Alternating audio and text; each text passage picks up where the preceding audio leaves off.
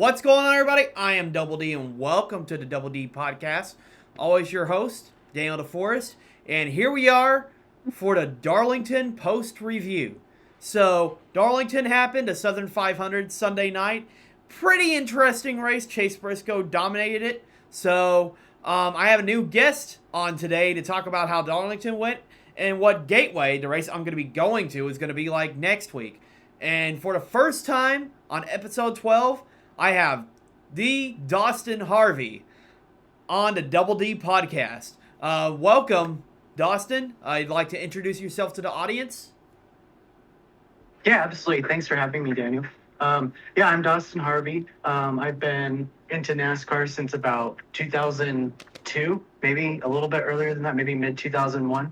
I was really into Tony Stewart all the way up until his retirement and everything like that, and then SHR, and kind of a disappointment when SHR closed, but went all the way with cheering for him and his teams through then, went to Kevin Harvick after he retired for those last couple seasons. And then now I'm kind of mixed between Carson Hocevar, Josh Berry, and Ross Chastain. So that's kind of where I'm at now. Honestly, those are not bad driver choices, honestly. Carson Hocevar kind of reminds me of a young Kyle Busch, but likable. And it seems like he's aggressive and he can try to get some passes done. And if he keeps that up, I think he'll be a multi-time winner. Oh, yeah, definitely. I think he's just got to get over that first hump, which is like not overdriving it and making those stupid mistakes.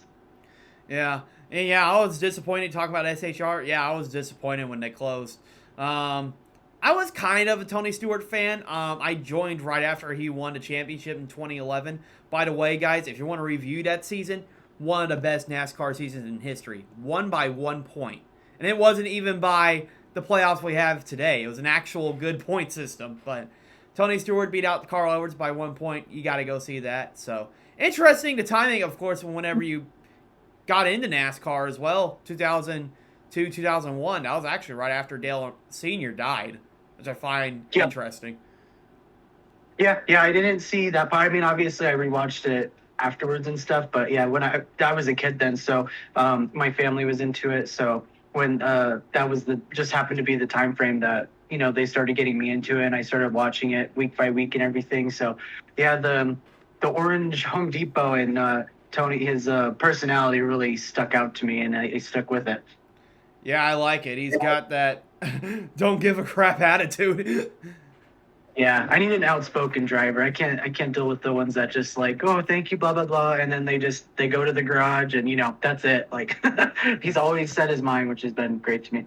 Yeah, I'm not gonna lie, NASCAR kind of has a personality problem these days. There's only probably one or two that have interesting personalities, like you said, Hocevar, Chastain, I think is one. You got Hamlin, and then the other ones are kind of monotone. Yeah, it's like Chase Elliott, no offense. Yeah, Ryan Blaney, William Byron, they're all kind of like if I had to listen to all three of them, I would think it's the same person. Even Michael McDowell had that one in there too, and he's not even a popular driver. Forgot to mention Gregson. He's exciting. He is exciting, but you got to be able to finish more than 30th for me to be interested. So maybe he'll survive. Maybe he won't. Maybe he'll go back to Xfinity one day. I don't know. I would like to cheer for him though, because like you said, he does have a great outspoken personality, and he's rough around the edges, which is definitely fun. But yeah, you got to get past that. Can't have an average finish of what he has to be interesting. Cheer for him. Yeah, and honestly, I think that's what you need for ratings for NASCAR. You need those type of personalities in the sport because that brings in more viewers. Like, in early 2000s, it had all of it. Oh, yeah, absolutely. Like, you had everything across the spectrum from Mark Martin to Jeff Gordon, Rusty Wallace, Stewart, just all over the place. It was fun to watch because they could have rivalries on the track, not off the track, because you didn't have Twitter and all that stuff back then either, so you didn't have that side of it. But they could race each other respectfully, but with rivalries. They didn't just, I don't know. It's just different now with those drivers and their personalities. Yeah, definitely. Yeah. All right, so now we're gonna go into the post-race review of Darlington. So Darlington happened, as I said. I thought it was a pretty interesting race. Chase Briscoe dominated the whole thing, though. But, I mean, it wasn't like he had it closed up for like the entire race though, because at the end all the Toyotas looked strong. You had Tyler Reddick and you had Eric Jones, John Nemechek, the legacy cars closing in on Chase Briscoe, but they just weren't able to pass in the closing laps. Shades of last year when Briscoe was battling Kyle Busch. So what was your thoughts of the race overall? My opinion, I thought it was decent. I mean, it wasn't the best Darlington race, but it wasn't the worst. And there was still a bunch of passing and storylines going on throughout the race. Yeah, absolutely. I agree with that. It wasn't the best, but it wasn't the worst. But the end was definitely exciting. Definitely the first stage was, not that exciting to watch. But after that, it gained some steam, and then towards the end, it was great. I wasn't surprised with Eric Jones because he's always been really good here. I don't know why he's so good here. It's kind of crazy. Darlington Merchant. Any kind of car, it seems too. And then John Hunter Nemechek. So Legacy definitely brought their better stuff this week, which was cool to see. And then AJ Allmendinger did okay too. He wasn't kind of just quietly got up there, but a top 5 is still not what you expect from him, especially like Darlington. Yeah, I have to say, AJ Allmendinger, he's slowly like improving. Like he's actually running good at the. Honestly, this is gonna be a hot take. He's running better at the ovals than the road courses this year for the first time ever. On the road courses this year, he's been like non-existent almost in a lot of them. Like we think that he's gonna be like top 5, and he's barely even. I don't even know if he has any top 5s on the road courses this year, but he hasn't been in contention for most of them. Yeah, I guess that's just what happens whenever you're like an Xfinity driver, then you go to the Cup Series when you're racing a full-time driver. Yeah, and then Colleague is just downhill in all 3s or all 2. Well, soon to be 3, but Xfinity and Cup is just. I don't know what happened to them, but they just teetered. I mean, we'll see what happens whenever they switch to Ram in the Truck Series. I wonder if that will help them or make them worse.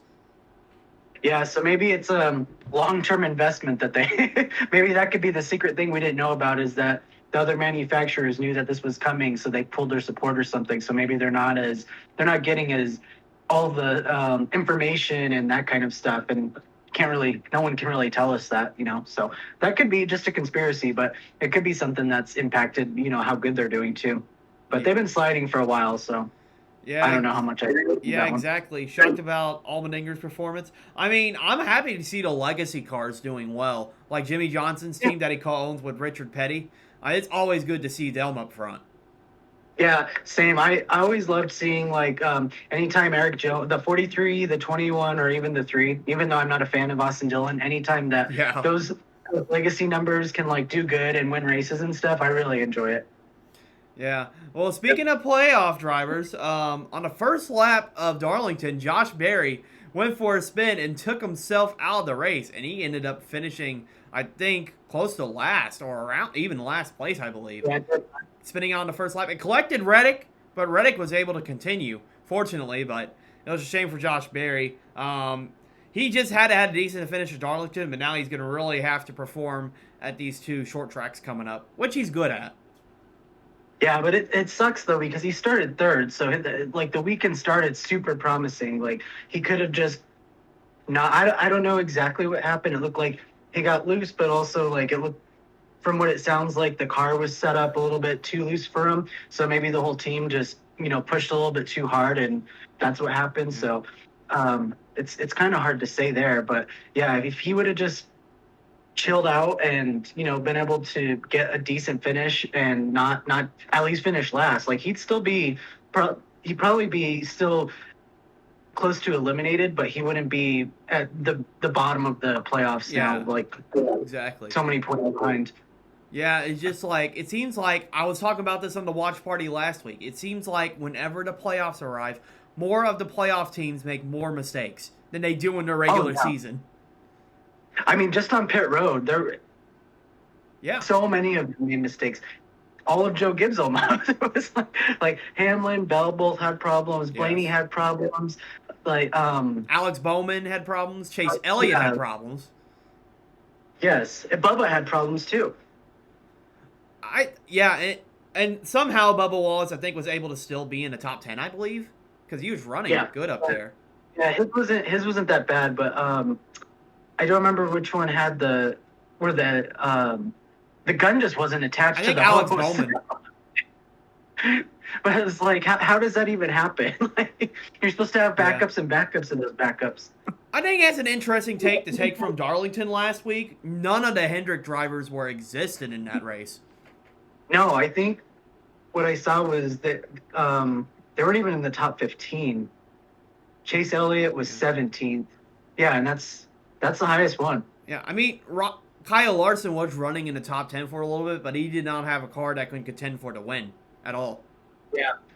Yeah, and it was good to see him, like, even though he didn't have a good car, not push it so that he just like spun out randomly like he does at we have seen him do at like other Darlington races and other triples. Good point. Well, he does well in the fall. He just always wrecks in the spring, which I find funny. With the best cars that we want to see actually win. Yeah, exactly. Like his two throwbacks from even... 24 and this year looked really good, and he wrecked both of them. Yeah.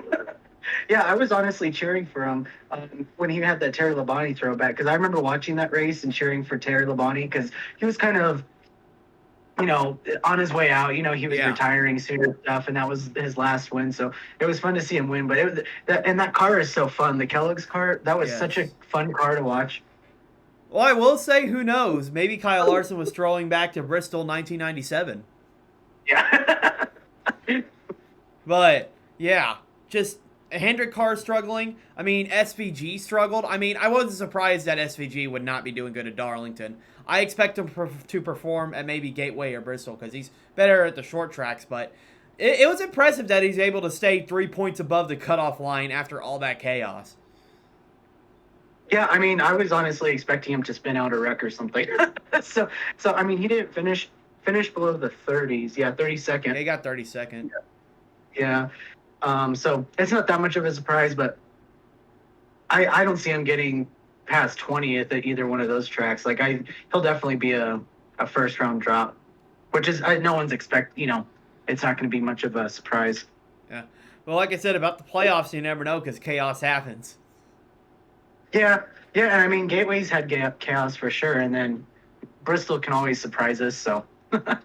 Yeah, I mean, and then Austin Dillon, too, he struggled as well. I thought he was maybe going to have a good run because Darlington was one of his best tracks. I mean, he was battling Kevin Harvick for the win, I think, in 2020. But then this race, he was actually running near, like, top 15, top 10, and then his pit crew crapped to bed, like most of the playoff drivers.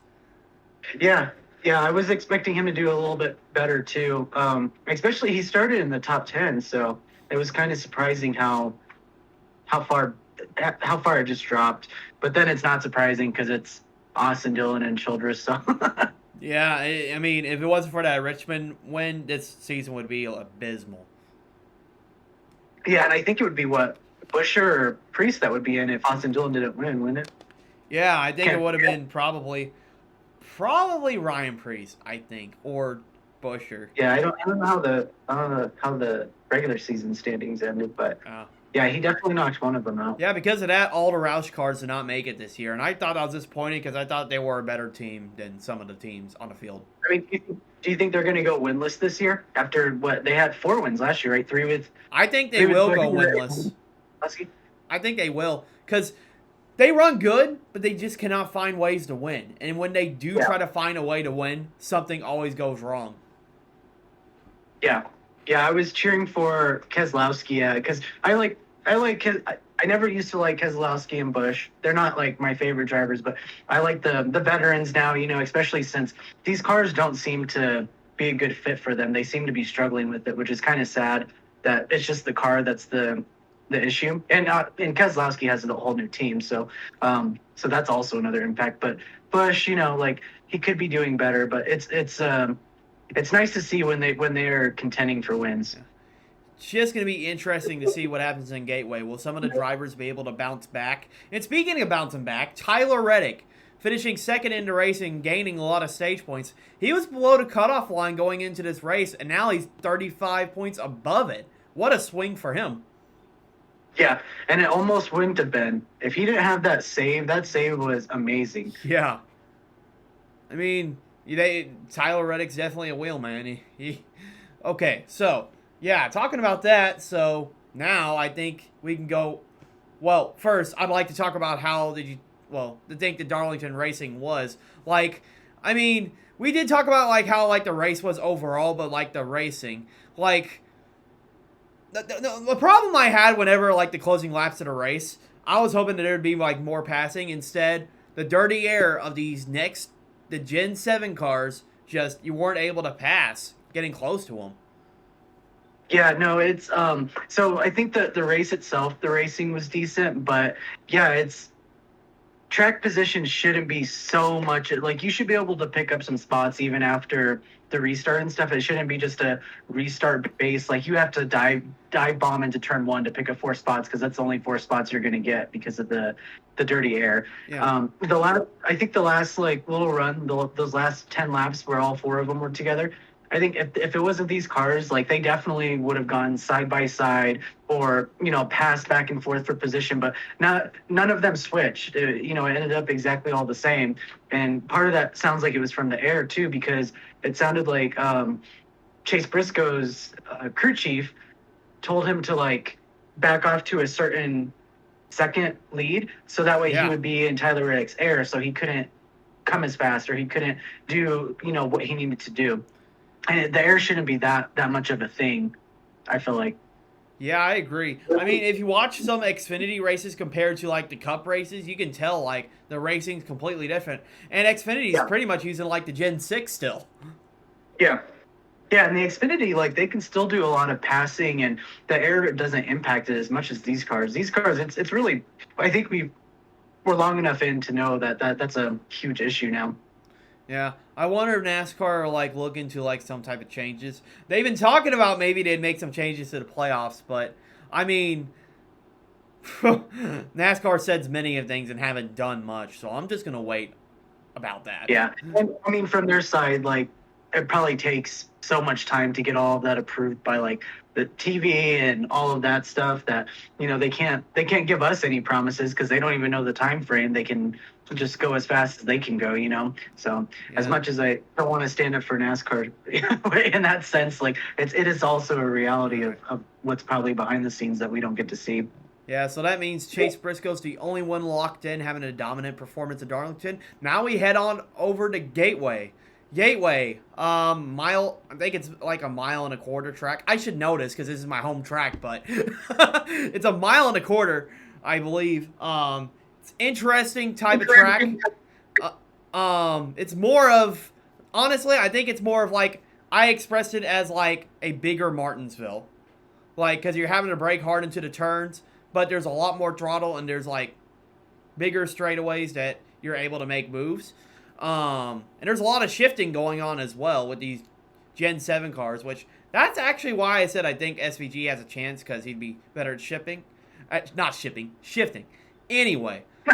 But, all right. So before we talk about the Cup Series and how that's going to go, I'd like to talk about the regular season championship for the NASCAR Xfinity Series. First time they're back in years at Gateway, and they're going to be racing Saturday night. Connor Zillage is in the lead. I think he's got like a plus 20 gap on Justin Allgaier, his teammate. Zillage has been through a lot. He got injured at Talladega, missed a race or two, then he came back, and then he fell off his car at Watkins Glen. Like, how could anyone predict that, him falling off the car? But then he was able to get the win with Parker Kligerman last week. Wasn't able to get playoff points, but was able to get regular season points. So that benefited him. But I think you just got to make sure he has a good race. So who do you think is going to win the regular season championship? Do you think Allgaier somehow has a chance? No, I think Zillage is going to do it. He has so much momentum, and I feel like he's going for that all-time top 5 record in the Xfinity Series. Yeah. So he has like 4 more races before that's figured out. And I mean, he's already won with a semi-hill collarbone. So like I don't think that unless something weird happens at Gateway, like he'll definitely be in the top 5 or the top 10. So, and it looks like Justin Allgaier is about 20 points behind. So yeah. He needs Connor Zillage to have a bad race in order to win the race. Yeah. Or win the regular season championship. As long as he doesn't wreck, he'll win. Yeah. I think we can't say it's locked up because there is a chance. If he finishes, what would that be? Probably like 22nd or worse or something like that. And Justin Allgaier wins, that'd probably be the most probable that Justin Allgaier wins the regular season, but I think just he has a lot more motivation with being he'd be the very first rookie to win the regular season championship. He's going for that record for what I think it's like 16 straight top fives. So I think he has more motivation than Justin Allgaier too. Yeah, and it's already been announced that Connor Zilisch will be moving to the Cup Series next year, replacing Daniel Suarez.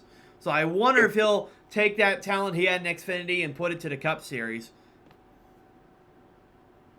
Yeah, I just hope he's not another one that's moving up too fast, because we've seen so many of them that do so great in Xfinity or back then Busch and stuff, and they go up to Cup and it's just not the same. So I just hope he's not getting rushed in too fast, especially Trackhouse isn't top tier Chevy team still. So it's, he's going to have some struggles with that. Maybe they are a little bit more because we have seen like the bad side of Daniel Suarez. So maybe we'll see actually what the potential is, but I feel like they're kind of back there still. Ross Chastain's been just barely scrounging to get what he's gotten this year.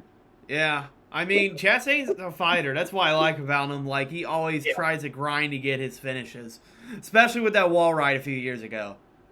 Yeah. Oh, yeah, absolutely. Oh my gosh, that was amazing. And and SVG's only here to win road courses. Like, he's not, unless he can get crazy with the ovals. Like, we see how he is just if on the oval base, like in that kind of equipment too. Him and Daniel Suarez are both back there. So we'll see what kind of cars they give him. I think that's going to be a big thing. And then the learning curve of the Gen 7. I mean, hear me out. Besides Darlington, I think SVG is kind of improving at the short track still. I mean, he had that good run at Richmond. Yeah, I think there's a couple that he is getting better at. I just don't. We'll see. We'll see in the next. They got to give him some kind of time frame, I guess. Or maybe not. If the playoffs stay the same and money-wise, maybe it doesn't matter if he makes the playoffs every year, wins a couple races, and that might just be a 5 to 10 year plan. Who knows? Yeah. And who knows? Just give him a few more years, and maybe he'll master some of the ovals. Yeah, it would be awesome to see somebody from another series like that be able to come over and succeed like fully and maybe become a champion, because we've seen like Sam Hornish couldn't do it, Juan Pablo couldn't do it, Marcos Ambrose couldn't do it. Yeah, we've seen so many that haven't been able to do it. So it would be pretty cool to see. And he has had more success than I think all of them combined. Like at this point, even though they race longer, he has far more wins at this point. Yeah, that's why I'm rooting for him. So now for the bubble battle in the Xfinity series, it's a family feud going on between Jeb Burton and Harrison Burton. Harrison Burton and Jeb Burton are tied to get into the playoffs. Who's going to be the brother that gets in? I have Harrison Burton because he's in slightly better equipment than Jeb. But I think the only way he'll get knocked out is if they get like a first-time winner or something like that. But I think winning the $1 billion lottery right now is better odds than having a new winner at Gateway. So what do you think? Yeah, I don't think we're going to have a new time winner, especially... That's another record that Connor Zilisch is going for, is most wins in the season, and he's getting closer and closer. I think it's going to depend on luck. Honestly, Harrison Burton makes a lot of mistakes. Yeah. And just over drives and does stuff like that. But Jeb Burton, man, he's had a lot of bad luck where he just gets into other people's wrecks and stuff where he's not the reason why it's happening. So I think it's going to come down to luck, but I'm going to go with Jeb Burton over Harrison. Interesting. I think Harrison's going to get the pressure's going to get to him. I just find that really interesting. If you remember, like, Harrison Burton used to drive for Gibbs in Xfinity a couple of years ago. Yeah. And he was doing well with them, but I guess it's just him, like, since he's in weaker equipment, he's trying to push it, and that's why he's making more mistakes.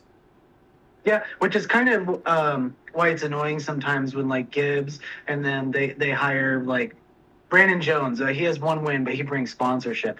Where Harrison Burton has Cup Series experience, he is better, I feel like, than Brandon Jones, and he could be doing a lot more in the 20 car than Brandon Jones is. So, like, seeing his kind of it's not being wasted because he's with the 25 car, so it's okay. It's not being wasted, but it's frustrating when you see like a good car that's kind of not necessarily wasted, but could be used better. Even like Riley Herbst in the 35, like that's a waste of a seat. Yeah, I agree, but he's just there because of the Monster Energy money.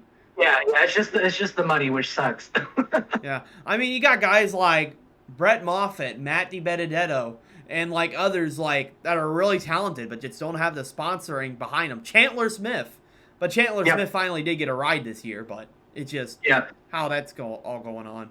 Yeah, but Chandler Smith, he's been bounced around so much, and it sucks because he's very talented. Yeah. All right, so that's all for Xfinity. I'll be there both nights, the Xfinity Series and the Cup Series, which we're now going to talk about the Cup Series. We saw how chaotic Darlington is. Do you expect that same chaos coming to Gateway? I mean, Penske has won there 2 out of the 3 times, but we've seen like some rivalries ignite at Gateway, and we've seen some close, likely short track racing there. So, what do you think's going to happen there at Gateway? I think it's going to be better. I mean, I feel like it's not even. I don't know if it's even technically a short track, but it's close. It's like New Hampshire, like it is, Yeah. but it isn't. And I feel like that's been the best, like quote short track racing that we've seen versus like Bristol and Richmond and even some Martinsville races have just so boring. So I think it's going to be an exciting race. I don't know if it's going to be chaotic until maybe the end. I would not be surprised if we had some weird like Cody Ware spin with 10 laps to go that changes the whole race, which would be okay. But I think it's going to be just a more competitive race. I don't think it's going to be chaotic, but you never know. Like it has in the past. So yeah. Like a week or two ago, I asked Austin Cindric on a Q&A for Worldwide Technology Raceway if he was confident and he was going back to back. I'll insert the clip in the video. Yeah, I think we have a great chance to be able to replicate a lot of the performance. It's been a great racetrack for us. I think it's been a track that really suits the strengths of the Ford Mustang. So we'll see. It's going to be an important race for us. And then we'll get our thoughts about it. I think if I can quote what he said he thinks he's confident because he's won there last year, and he feels like with the speed that Team Penske has and the momentum he's been having this year, he's confident that he thinks he'll win the race, which I'm not surprised because Penske has performed really well at Gateway for some reason. It's kind of like Phoenix, wide turns, heavy braking. I kind of see it benefiting them. Yep, they've been doing it, but they've been a little bit off this year with their short track and like flat programs. So I would like somebody else to upset them, or they just show us like, oh, they're for real again. If one of them wins. I mean, Ryan Blaney, he's been holding down Penske for a while. We can say Joey Logano's won 2 championships, yeah, but those 3 championships, unfortunately, or 2 in the last but in the most recent couple of years. But Ryan Blaney's been the one that's actually been holding down everything and being consistent, and has been usually the leading Ford and the leading Penske car for sure. So, it'll be kind of a test to see how this goes, and maybe none of them get to the Final Four, none of them can even do anything in Phoenix, because if they dominate here, then if any of them make it to the Final Four, we might see another Penske championship at Phoenix. Yeah, good point. Well, I actually have my prediction for this race. I have Ryan Blaney winning this because he came close to winning last year if only his team put enough fuel on the car. Oh, yeah. Yep, that sucked. Yeah, but I have a feeling that he'll have a good chance of winning. I think he has better momentum behind him than what Logano and what Cindric has. I mean, Logano, he just has not been performing well either. I forgot to mention him. He was another driver that has not been performing well at Darlington. Yeah, no, we didn't even see him or hear of him all day. And that's why, he's going through similar things that Kyle Busch and Brad Keselowski's going through. He's just been able to, for one, be lucky, but two, be good at the right times and be able to just execute, especially in the playoffs and at those very few specific tracks, the flat tracks and then the super speedways. That's really what won the championship last year. Yeah, true. Yeah. I mean, he had Atlanta as the opener, and that's how he was able to advance. And then he got lucky on fuel strategy at Las Vegas. But I'm already counting him out this year. Make me as a meme if this somehow goes wrong. But this is an odd year. No way he's winning a championship in an odd year. Yeah, and maybe this year is the year that he's like tired of everybody talking about him. Like maybe he's like, I'm going to go back to back now. It's not just even year. It's not just that Phoenix. We'll see. I don't think so. I don't think he's going to get past the round of 8. Yeah, I just do not want that PTSD once again as a Logano hater and an Elliott fan. But all right, so yeah, I'll be going to Gateway. I mean, I'll be posting a vlog next week. It'll come on the same time as the podcast, so it won't be a podcast next week, but it'll be the Gateway vlog. So that's all the news for that. Oh, who's your prediction to win Gateway, by the way? So I picked Briscoe, but I think realistically, I'd probably go with either Blaney or Cindric, even though I'm on the edge about them, but we still have seen them have great speed at these types of tracks. So, like I said, it's gonna be a good test to see if they still have that, and if they're gonna bring it to Phoenix or not. So, we're gonna find out. But I did pick Briscoe. Yeah, I agree. Back to back. Well, if Briscoe somehow goes back to back, that's actually good for him. And with him being in Joe Gibbs' equipment, he's performing a lot better, definitely, than what he was doing at Stewart Haas. Yeah, and he doesn't have the pressure on him now, and he can just go out there and do like he's a very against the edge racing driver too. So like he's not going to just sit back and not take a week off because he already made it. Like he's going to go for the win still. Yeah, his mentor and the guy he looked up to, Tony Stewart. Yep. All right, so yeah, that's all for the Gateway preview. So I'm going to ask you the last question. So since you're new on the podcast, what is your favorite 124 diecast and 164 diecast that you own? I would say my favorite 124 is actually a Jason Leffler singular. You would probably have to look it up because it's from 2001. Probably. It was the time. singular before it went to Richard Childress. I don't even know what owner that was at that point. Oh, the singular 31 car? No, it was singular 01. Oh, 0. Okay, that's a really old one. Yeah, yeah, and I got it back when NASCAR raced at PPIR in Colorado. I got it. I took it, and he signed it for me. And then a few years passed. He passed away. Yeah, so that's probably my Jason Leffler. Yeah, so that's probably my favorite 124, just from the story, and I do like that singular car. It's a really cool car, actually. And then my favorite 120 or 164 is going to be the Tony Stewart. He raced it at the Brickyard. It was like Home Depot 25th anniversary. I don't know what year it was, but it was like a bright silver with orange on the very top by the driver's window and stuff. That's probably my favorite 164. So like one of his really old Home Depot cars. Yeah, it's like from the mid 2000s, definitely. Yeah. All right. So yeah, thank you for joining, Daustin. It was really great having you on the podcast, and I'll probably have you on here once again. That was really good, info you gave about your experience in NASCAR and of the races and the news going on in NASCAR. So as I mentioned, to people watching at home, like and subscribe. And next week I'm going to upload the vlog for Gateway. I'm going to Gateway this coming week. It's going to be really exciting. The first ever playoff race I am attending. So it's going to be exciting to see that. And of course, thank you for joining, Daustin. I really appreciate it. Thank you. Yeah, thank you so much for having me, and make sure to hit that like and subscribe button. Yes. We're only 11 away from 100. I'm trying to hit that 100 goal this year. All right.